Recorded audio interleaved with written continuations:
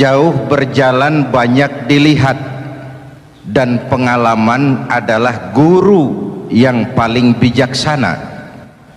Pantang seorang muslim jatuh 2 kali di tempat yang sama. Hari ini lewat sini jatuh, pantas belum pengalaman. Besok lewat situ lagi jatuh lagi, goblok amat. Si amat saja tidak goblok. Kita mau bicara keagungan Ramadan yang ditandai 3 hal. Pertama, Ramadan dipilih oleh Allah menjadi bulan tempat di mana pertama kali diturunkan Al-Quranul Karim, kitab suci kita, imam kita, pedoman utama dalam melaksanakan berbagai kegiatan hidup. Pertama, ia berisi akidah yang tujuannya menyelamatkan manusia dari ketergantungan kepada benda, menyelamatkan manusia dari kemusyrikan, baik syirik yang jali maupun syirik yang khafi. Syirik jali itu syirik terang-terangan, nyata-nyata menyembah berhala, nyata-nyata meyakini Tuhan lebih dari satu. Kalau gitu insya Allah kita aman. Tapi ada syirik khafi, syirik yang tersembunyi, menjadikan yang selain Allah sebagai tujuan akhir dari seluruh kegiatan hidup. Itu syirik khafi. Saya sejak pakai cincin ini rezeki lancar. Cincin. Saya sejak pakai gesper ini, jangan anak gadis, nenek-nenek ngelihat saya lemes. Gesper. Ini sejak ada perkutut di rumah ini, bisnis bagus. Perkutut. Kalau komputer lebih kita kagumi dari Allah, itulah berhala kita. Kalau pangkat lebih kita utamakan dari Allah, itulah berhala kita. Kalau ilmu lebih kita kagumi daripada Allah, itulah berhala kita. Quran membebaskan manusia dari ketergantungan kepada benda, membersihkan keyakinan, meluruskan tauhid dengan konsep akidah. Lalu sisi yang kedua, syariat untuk mengatur kehidupan sesama manusia. Selama ini kalau mendengar syariat, yang terbayang oleh kita kan yang serem-serem, dan memang diopinikan sedemikian rupa. Padahal watak syariat itu pertama, al-musawat bainan nas fi takalifil ahkam. Ini watak syariat Islam. Semua manusia sama dalam berhadapan dengan hukum Allah. Semua manusia sama. Bukankah ini yang kita perjuangkan dengan tuntutan keadilan? Supaya di Republik ini jangan ada warga negara kelas 1. Supaya di Republik ini jangan ada yang kebal hukum. Supaya di Republik ini hukum jangan seperti pisau, tajam ke bawah tapi tumpul ke atas. Syariat mengajarkan al-musawat bainan nas fi takalifil ahkam. Semua manusia sama dalam berhadapan dengan hukum Allah. Ketika mengajarkan orang beramal, Rasulullah kepada putri kesayangan beliau sendiri berkata, "I'mali ya Fatimah, i'mali fa inni la ughni anki minallahi syai'a." Fatimah, beramal kau. Fatimah sholat, Fatimah puasa, Fatimah haji. Kalau kau tidak beramal, aku ayahmu Rasulullah tidak akan sanggup membelamu di akhirat nanti.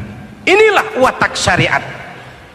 Tidak mentang-mentang anak kesayangan lalu ada jaminan, sudah Fat, kamu nggak sholat nggak apa-apa, nanti di akhirat ada papi. Tidak. Semua manusia sama dalam berhadapan dengan hukum. Andai kata Fatimah putri Muhammad mencuri, tidak usah orang lain, Muhammad sendiri yang akan memotong tangannya. Bukankah keadilan macam ini yang kita harapkan?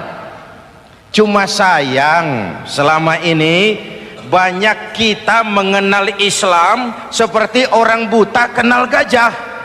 Ada 3 orang buta dilepas ke kebun binatang, disuruh kenal gajah. Saya yakin laporannya lain-lain. Orang buta pertama bilang, "Pak, gajah tipis lebar kayak kipas." Kenapa? Dia baru pegang telinganya. Orang buta kedua ngotot, "Goblok itu, Pak. Yang betul saya, gajah kecil panjang kayak ular." Kenapa? Yang dia pegang ekornya.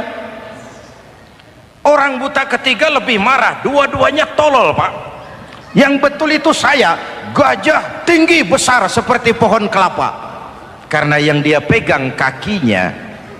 Beginilah kita mengenal Islam. Seperti orang buta kenal gajah, frame of reference, kacamata pandangannya tidak total. Baru kenal kaki gajah sudah sok tahu gajah, baru kenal telinga gajah sudah sok kenal gajah. Kemana-mana pidato, "Saudara-saudara, gajah tipis lebar kayak kipas." Buat orang yang belum kenal gajah, dia menyesatkan. Buat orang yang sudah tahu gajah, senyum di kolom. "Oh, kau baru kenal kupingnya kok."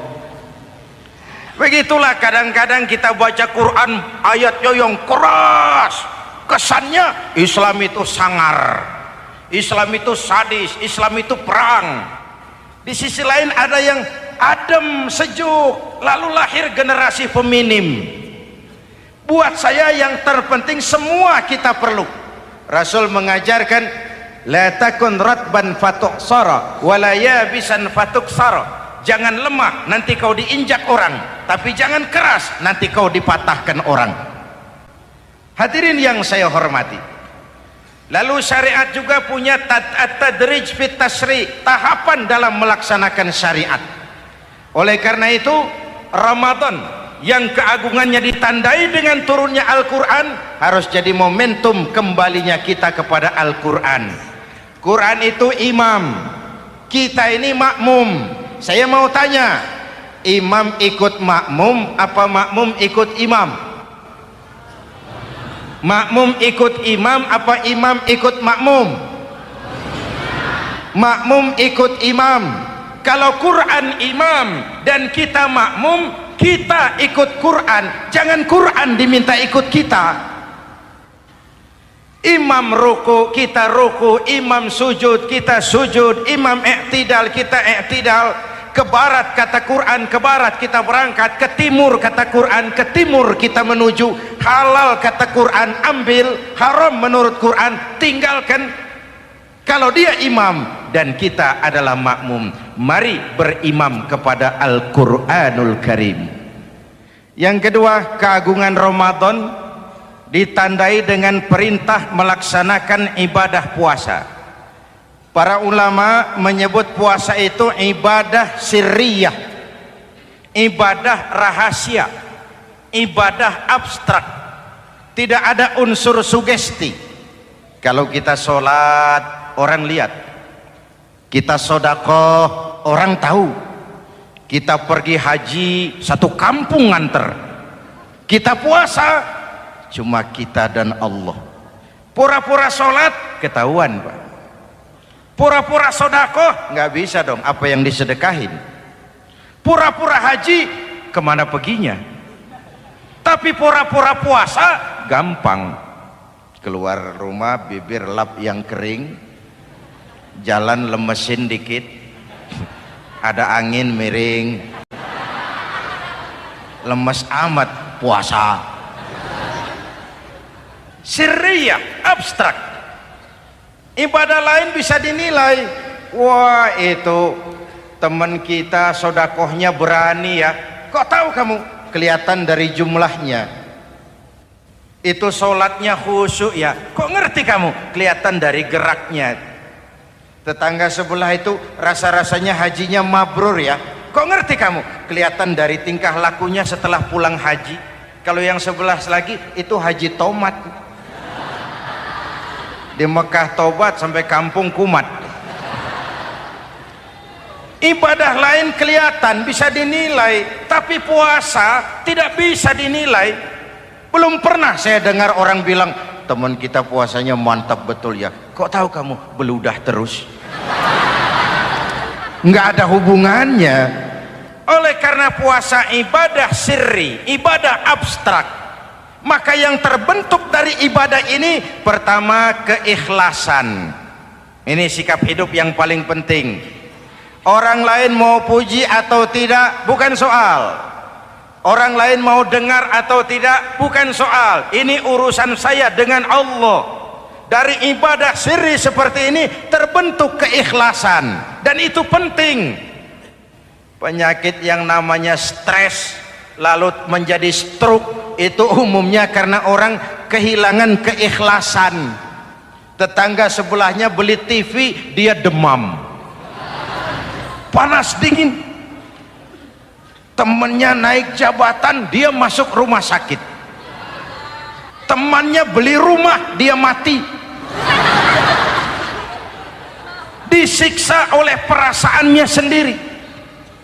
Marilah hidup dengan ikhlas, beramal ikhlas. Saya menyantuni yatim bukan karena disorot TV, bukan karena masuk majalah, bukan karena dimuat koran, karena Allah. Berpakaian ikhlas. Saya berpakaian ini karena perintah Allah menutup aurat, bukan karena tuntutan Ramadan. Kalau cuma tuntutan Ramadan, Ramadan saja bagus busana muslim. Selesai Ramadan kembali pusar merajalela. Menerima jabatan ikhlas, ini amanah dari Allah. Jabatan adalah alat untuk mengabdi, bukan cuma alat yang melahirkan kekuasaan dan fasilitas.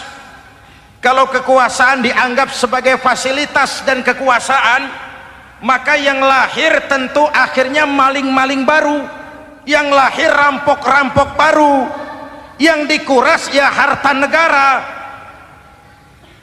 Hadirin yang saya hormati, ikhlas menerima jabatan dengan keyakinan ini amanah Allah, amanah akan dimintakan pertanggungan jawab.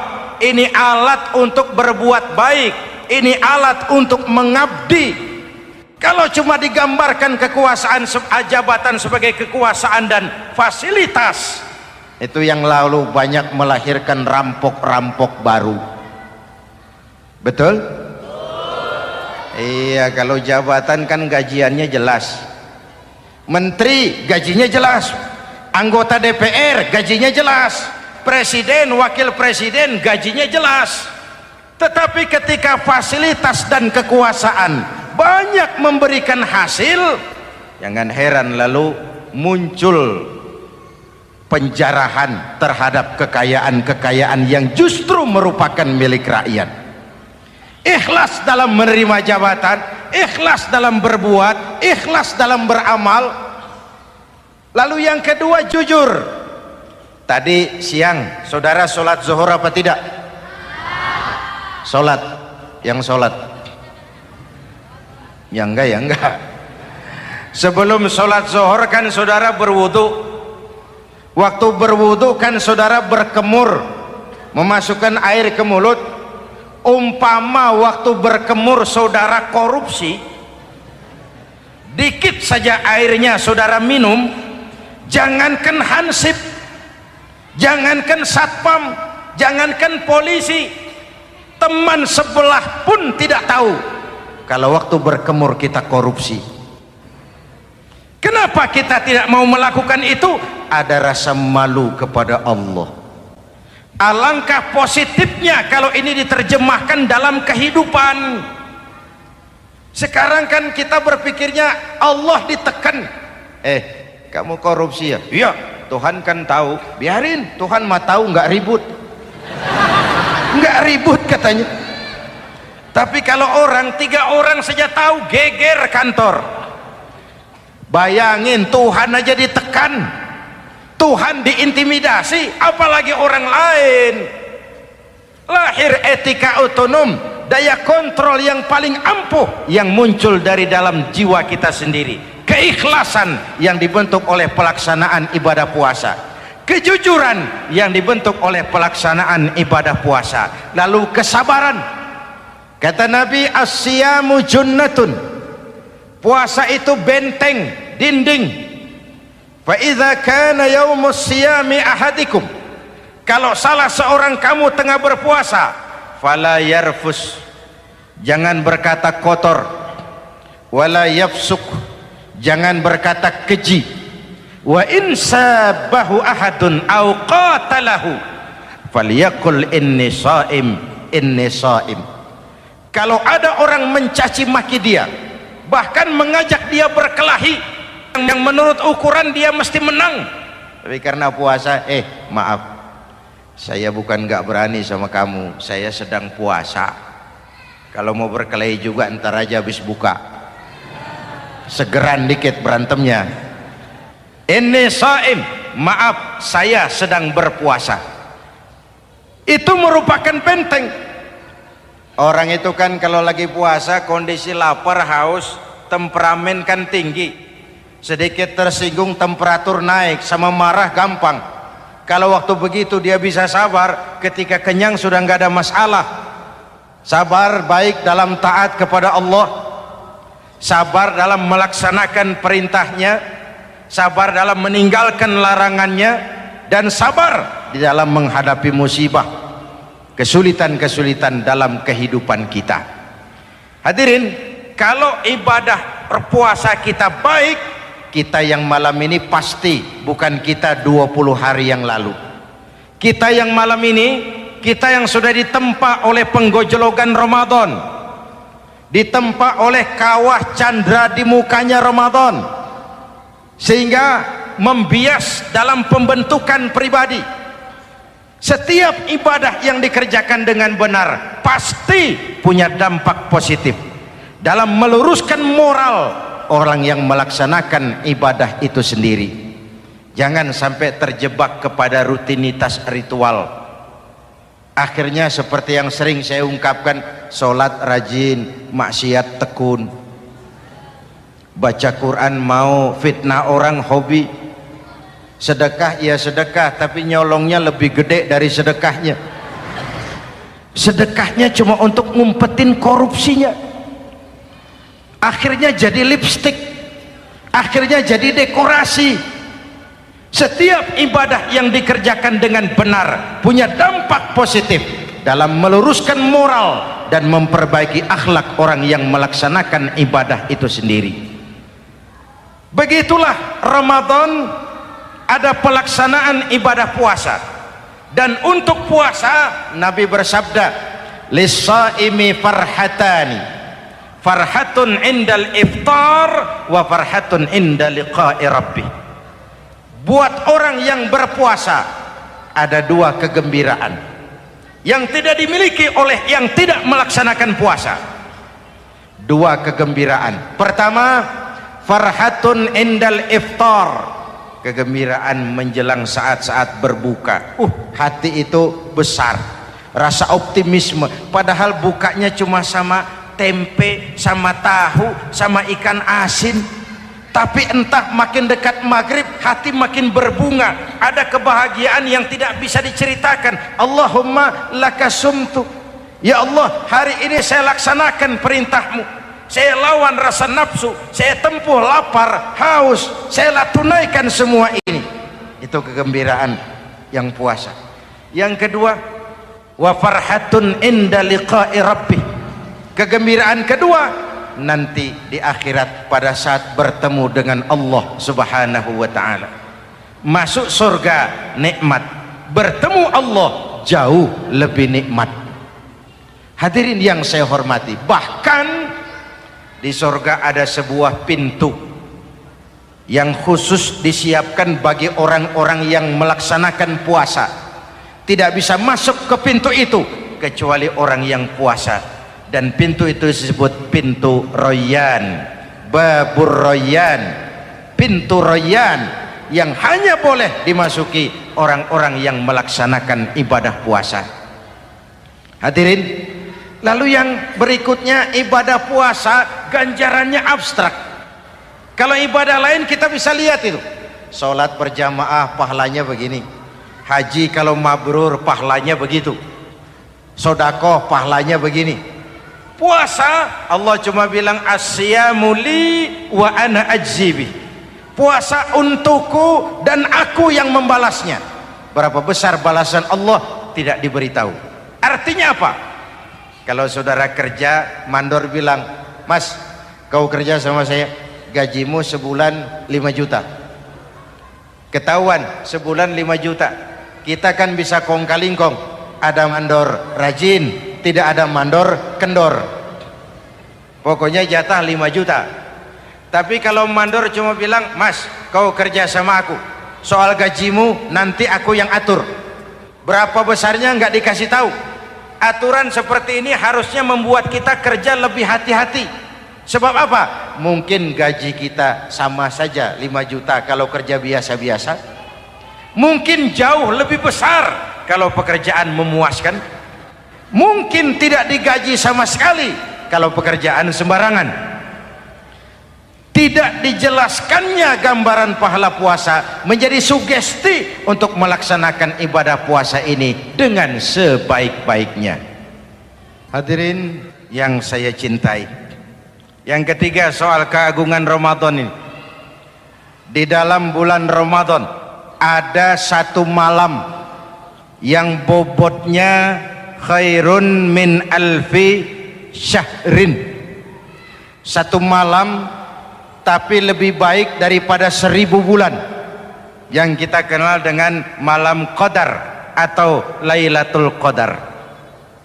Sementara itu adanya pada sepertiga yang akhir dari bulan Ramadan, terutama di malam-malam ganjil. Di negeri kita lihat terjadi pergeseran nilai.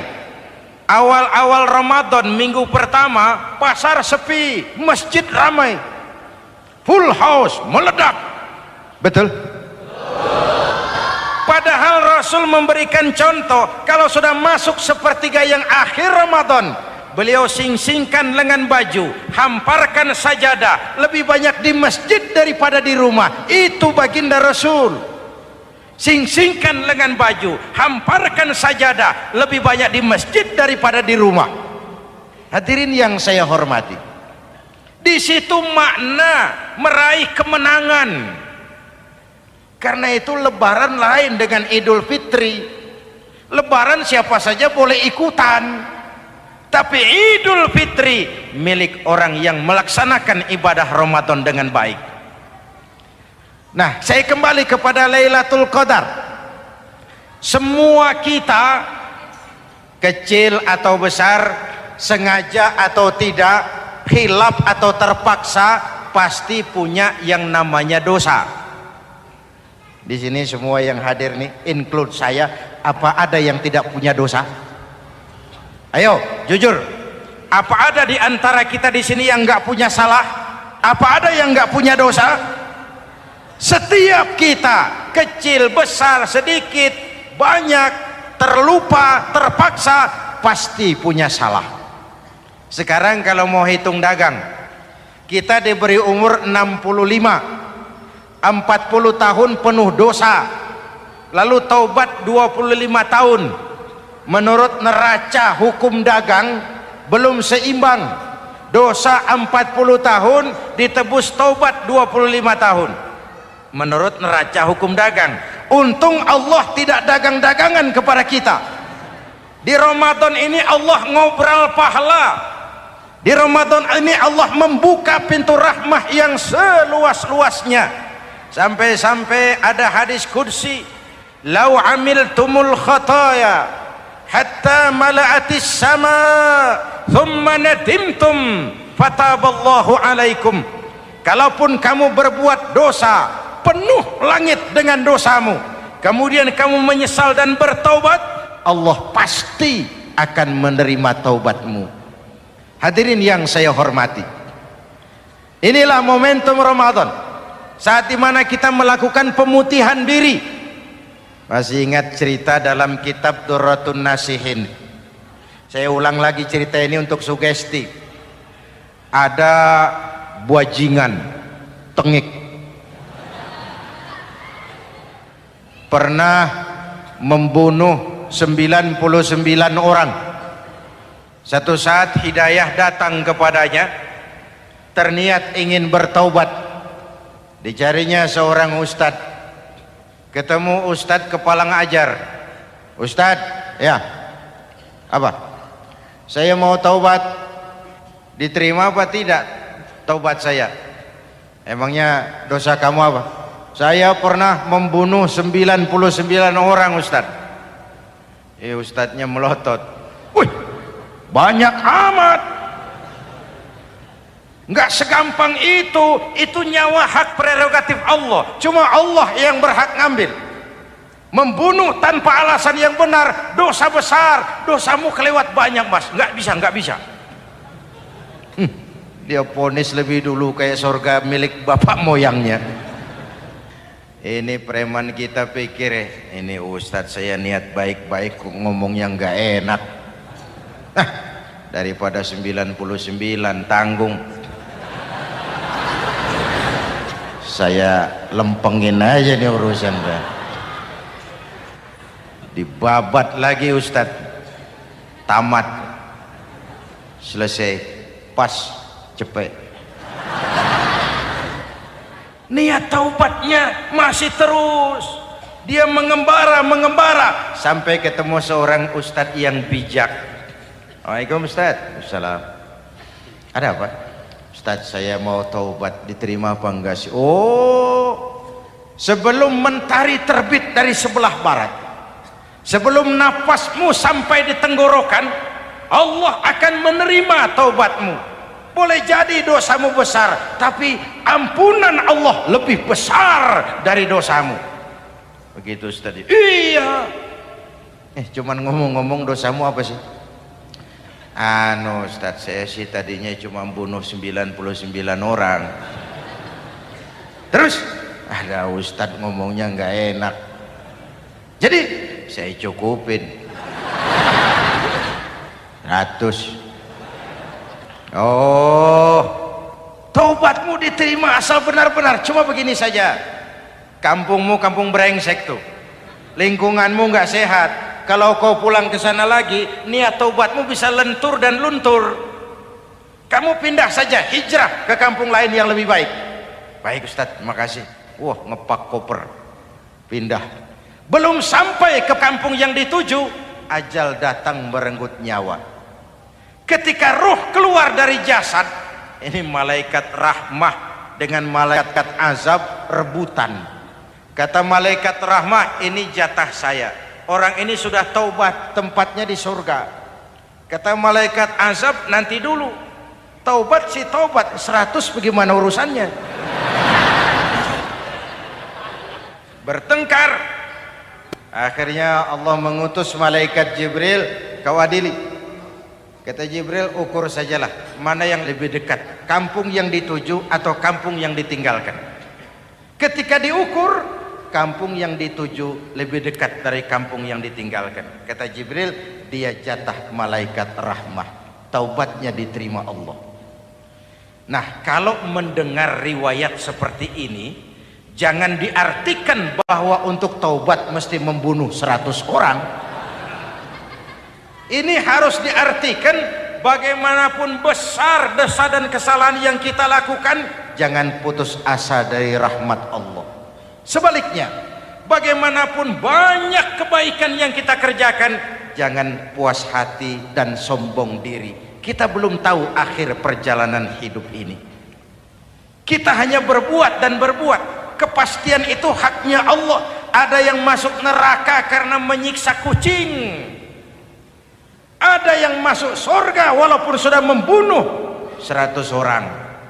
Bahkan kalau nanti saudara di surga ketemu orang-orang soleh, saudara nggak usah kaget, itu memang tempatnya di surga. Saudara akan kaget nanti kalau di surga ketemu pelacur masuk surga.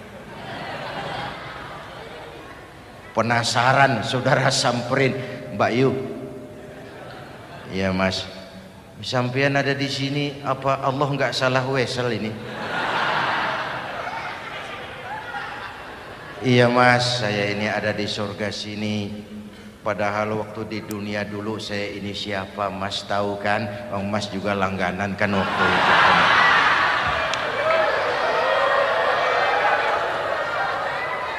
Tapi terus terang saja mas, waktu di dunia itu saya terpaksa betul. Sejak lahir saya sudah yatim piatu.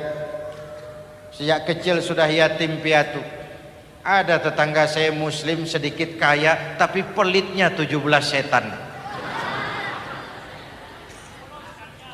Akhirnya demi tuntutan perut saya merantau ke kota besar. Ada yang nolong, katanya kerjanya ringan, uangnya lumayan. Apa? Yaitu demi sesuap nasi saya lakoni. Satu malam saya lagi berangkat dagang, lewat masjid Baitul Ihsan, ada ceramah. Saya dengar dari jauh ustadznya pidato, katanya Allah berpesan, "Lau amiltumul khataya hatta mala'atis sama thumma nadimtum fataballahu alaikum." Kalaupun kamu berbuat dosa penuh langit dengan dosamu, lalu kau menyesal dan bertaubat, Allah pasti akan menerima taubatmu. Mendengar hadis itu mas, berlinang air mata saya. Terbayang dosa-dosa yang pernah saya lakukan. Terbayang orang-orang yang pernah menanamkan modal asing.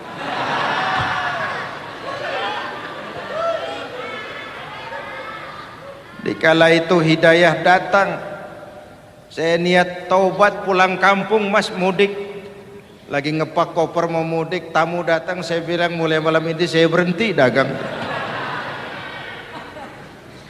Taubat saya sebenar-benarnya, taubat saya diterima Allah, walaupun mampir dulu, transit dulu di tempat lain. Akhirnya saya sampai juga ke sini. Inilah Ramadan. Orang baik bukan orang yang tidak pernah salah, karena tidak ada orang yang tidak pernah salah. Orang baik kalau dia berbuat salah, dia segera sadar, dijadikannya sebagai pelajaran untuk tidak diulanginya lagi di masa yang akan datang. Maka Nabi berpesan, tuba liman syaghalahu aibuhu an uyubin nas. Beruntung benar orang yang kekurangan dirinya menyebabkan dia sibuk sampai tidak sempat mencari-cari kekurangan orang lain. Tapi celaka benar orang yang terlalu sibuk mencari-cari kekurangan orang lain sampai lupa dengan kekurangan dirinya sendiri. Hadirin, karena itu menurut Al-Imamul Ghazali, Lailatul Qadar itu malam istimewa.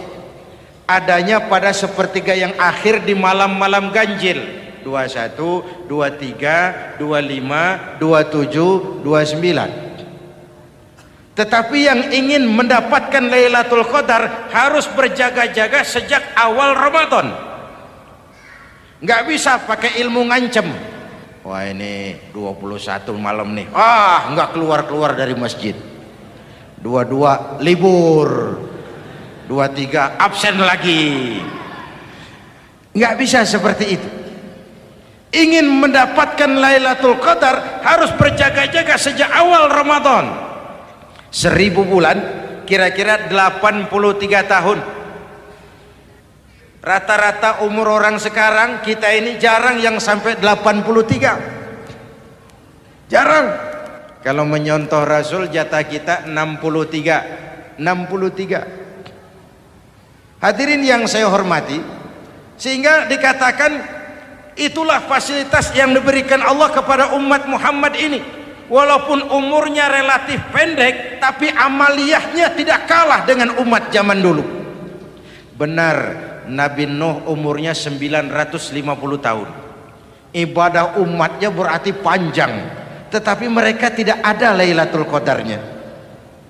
Benar, Nabi Adam umurnya panjang 2000 tahun, umatnya rata-rata sekian. Tetapi tidak ada nilai tambah yang diberikan Allah kepada mereka. Kita umat Muhammad ini umur relatif pendek. Kalau nyontoh Nabi 63 tahun, betul. Tapi bayangkan ada Lailatul Qadar yang nilainya khairun min alfi syahrin, lebih baik daripada 1000 bulan, dan 1000 bulan 83 tahun.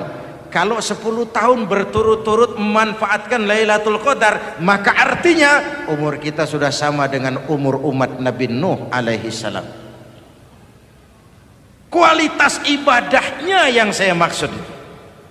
Tugas kita memanfaatkan peluang-peluang seperti ini dan mengisinya dengan berbagai kegiatan-kegiatan ibadah. Mumpung Allah menyediakan itu buat kita bersama. Tahun depan nggak ada jaminan kita ketemu Ramadan lagi. Karena itu mumpung senyampang ini diberikan kesempatan memasuki minggu-minggu 10 yang terakhir dari Ramadan, sing-singkan lengan baju, hamparkan sajadah, dan berusaha lebih banyak di masjid daripada di rumah. Hadirin yang saya hormati, dari pembicaraan singkat yang saya sampaikan, Ramadan menjadi agung oleh karena 3 hal. Pertama, ia dipilih menjadi bulan tempat di mana pertama kali diturunkan ayat-ayat suci Al-Quran. Karenanya Ramadan disebut juga sebagai Syahrul Quran, bulan Al-Quran. Karenanya Ramadan juga kita lebih intens memasuki kehidupan Al-Quran sebagai makmum dan kita sebagai imam. Jika Quran adalah imam dan kita adalah makmum, maka konsekuensinya makmum harus ikut imam, bukan imam yang ikut makmum.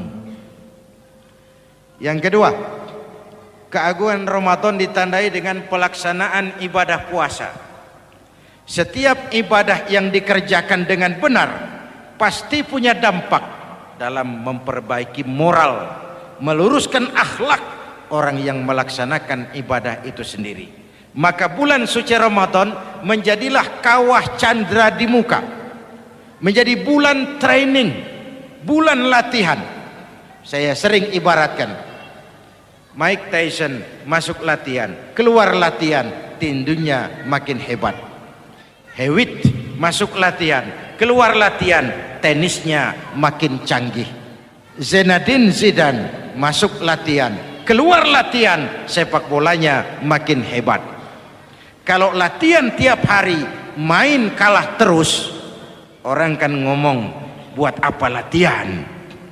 Kita sebulan penuh latihan supaya bulan-bulan sesudah Ramadan nanti kita jangan sampai kalah dalam permainan hidup ini. Hidup ini kan permainan.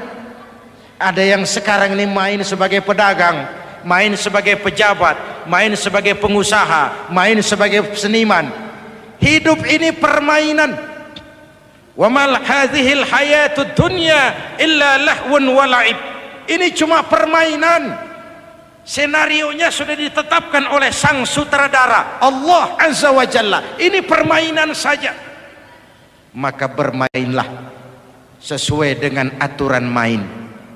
Karena hidup memang permainan. Tapi jangan main-main. Walaupun ini permainan, bermainlah dengan benar. Jangan main-main. Kalau main-main, kalah. Sepak bola permainan, main-main kalah. Bulu tangkis permainan, main-main kalah. Hidup ini permainan, main dengan benar, main sesuai dengan aturan main, main-main kalah. Hadirin yang saya hormati, karena itu 1 bulan untuk menghadapi 11 bulan sesudahnya. Yang ketiga, ditandai keagungan Ramadan dengan ada nuzulul Quran. Diberikan Allah kepada siapa saja yang dikehendakinya. Semoga ibadah yang sudah kita kerjakan kiranya diterima Allah. Yang masih akan kita kerjakan, diberikan kita kekuatan zahir dan batin untuk dapat melaksanakannya dengan sebaik-baiknya. Ala hadhihi niyyah wa ila hadratin nabi. Al-Fatihah.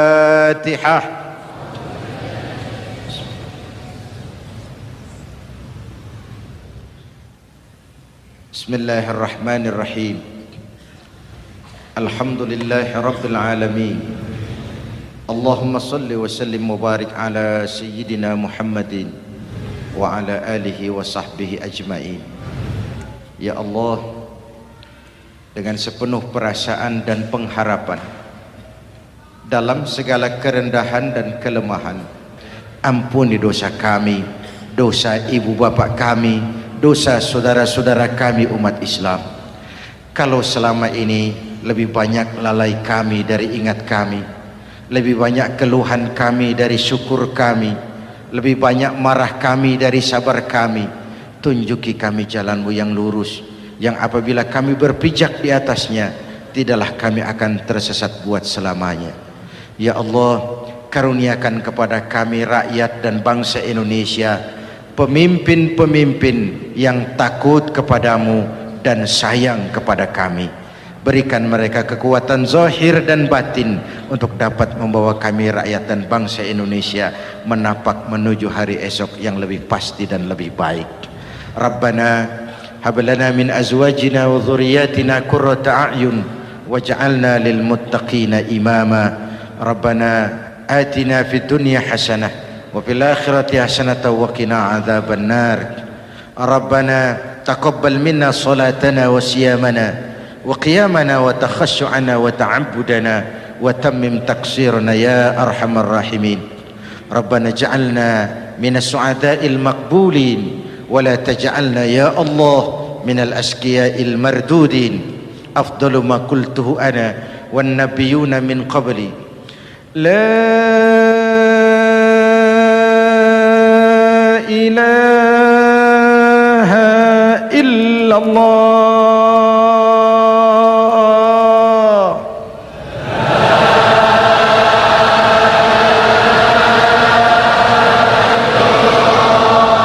La ilaha illallah.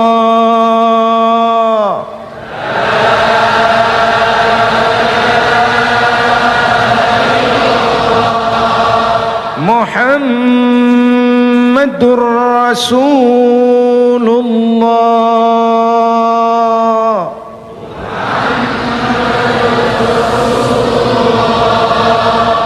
Sallallahu alaihi wa alihi wasallam. Kalimatu haqqin 'alaiha nahya wa 'alaiha namut wa 'alaiha wa biha nub'atsu insyaallah minal aminin minal aminin minal aminin rahmatika ya arhamar rahimin. Sallallahu ala sayyidina Muhammad wa ala alihi wa sahbihi ajma'in. Subhana rabbika rabbil izzati amma yasifun, salamun alal mursalin walhamdulillahi rabbil alamin. Wassalamualaikum warahmatullahi wabarakatuh.